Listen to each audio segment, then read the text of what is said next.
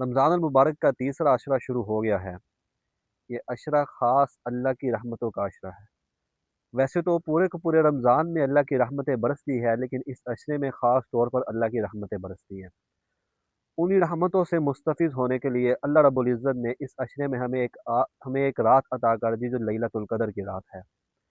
अल्लाह ताला इस रात के बारे में फ़रमाते हैं कि इन्ना अंज़लनाहु फ़ी लैलतिल क़द्र, कि हमने इस कुरान को भी लैलतुल क़द्र में उतारा।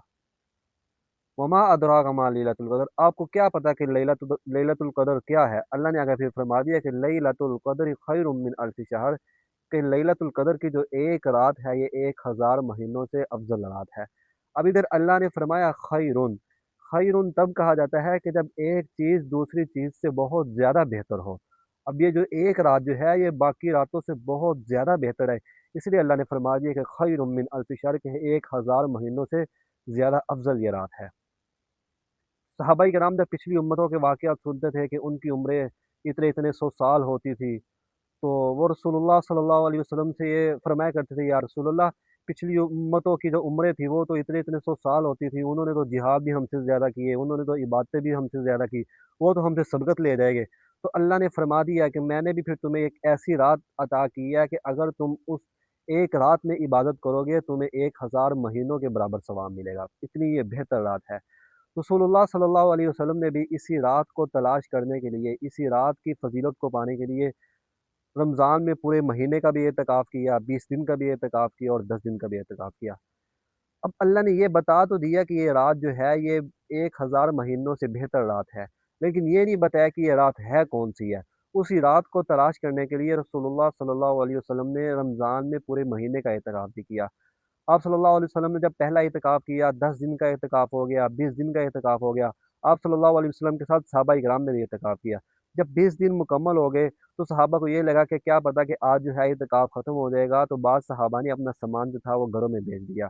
तो रसूलुल्लाह सल्लल्लाहु अलैहि वसल्लम को जब इस बात की खबर हुई, फिर रसूलुल्लाह सल्लल्लाहु अलैहि वसल्लम ने सहाबा को बुलाया और फरमाया कि जिन्होंने मेरे साथ इतिकाफ़ की नीयत की थी, वो अपना सामान वापस ले आए और वो मेरे साथ 10 दिन का और इतिकाफ़ करें। कि अल्लाह ताला ने मेरे ऊपर ये खोल दी है कि वो जो रात जो है, वो रमज़ान के आखिरी अशरे में है। फिर रसूलुल्लाह सल्लल्लाहु अलैहि वसल्लम ने 10 दिन का और एहतिकाफ़ किया। हज़रत आयशा सिद्दीक़ा रज़ियल्लाहु अन्हा फरमाती है कि रसूलुल्लाह सल्लल्लाहु अलैहि वसल्लम ने फरमाया कि तहर्रु लैलतुल क़द्र फ़िल वित्री मिनल अश्रिल अवाख़िर मिन रमज़ान, के लैलतुल क़द्र को रमज़ान के आखिरी अशरे में जो ताक रातें हैं उनमें तलाश करो, यानी कि 21 की रात हो गई, 23 की रात हो गई, 25 की रात हो गई, 27 की रात हो गई, 29 की रात हो गई, इन रातों में तलाश करो।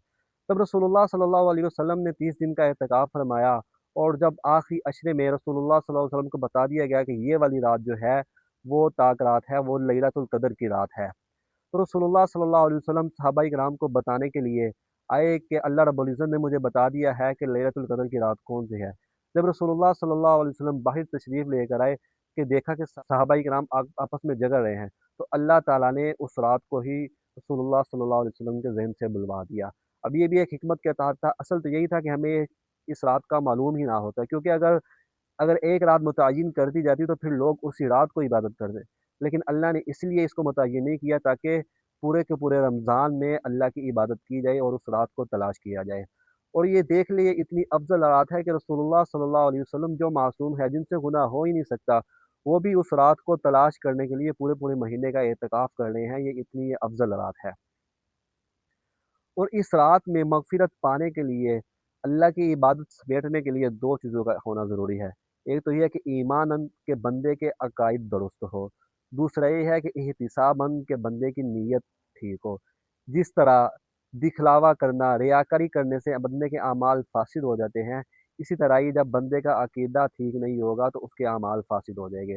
तो सबसे पहली चीज़ ये है कि बंदे का जो अक़ीदा जो है वो दुरुस्त हो, और दूसरा ये है कि उसका जो है उसकी नीयत भी ठीक हो। अब देखो, अमल को करने के लिए अक़ीदे का होना ज़रूरी है, और उसको कबूल करवाने के लिए बंदे की नीयत का होना ज़रूरी है। तो चाहिए कि हमारा अक़ीदा भी दुरुस्त हो और हमारी नीयत भी दुरुस्त हो।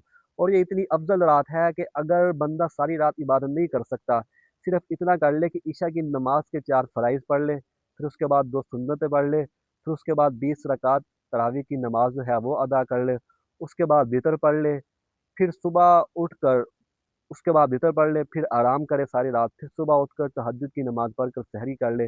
اللہ سے امید ہے کہ اللہ تعالیٰ اس کے بدلے بھی اس کو پوری رات کے جاگنے کا، پوری رات کی عبادت کا ثواب دے دیں گے۔ لیکن کوشش کرے کہ اس رات میں فضول گوئی اور گپے شپے لگانا، ان چیزوں سے اجتناب کیا جائے۔ تو اب رمضان المبارک کا تیسرا عشرہ شروع ہو گیا ہے، جو اللہ کی خاص رحمتوں کا عشرہ ہے۔ ہمیں چاہیے کہ اس عشرے میں ہم بھی خوب عبادت کریں۔ جو 20 دن ہم سے کمی کوتاہی ہو گئی، جس طرح اللہ کی عبادت کرنی چاہیے تھی ہم اس طرح اللہ کی عبادت نہ کریں، تو اس عشرے میں ہم عبادت بھی زور و شور سے کریں۔ اور جو اللہ نے ہمیں ایک رات عطا کی ہے، جو ہمارے اوپر ایک خصوصی انعام کیا ہے کہ ایک رات اگر ہم عبادت کریں گے تو اللہ تعالیٰ ہمیں 1000 مہینوں سے زیادہ اس کا ثواب دے گے۔ تو ہمیں چاہیے کہ اس رات کو تلاش کریں اور اس رات میں خوب عبادت کر کے اللہ رب العزت کو راضی کریں۔